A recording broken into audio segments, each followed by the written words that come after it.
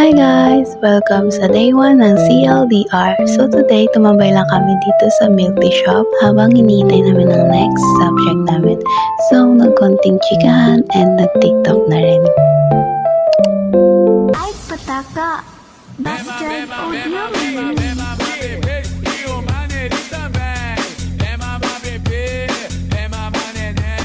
Dancing with the beat with DJ Glenn on the mix. Nice. After po namin mag-tiktok, nag-base na rin po kami ng chef uniform dahil ito po yung next subject po namin. So, busy nga po dyan si Lara at ako ay taga-video lang sa kanila. Ang bag ko po dito, taga-video lang. Tinawag ko yung isa dyan si May tapos nagkaganda-gandahan na. Hindi niya alam, ini-edit ko na pala.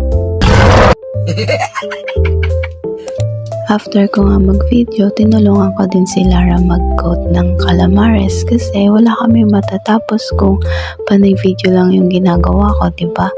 So, yeah, baka kasi umiyak yung bata eh.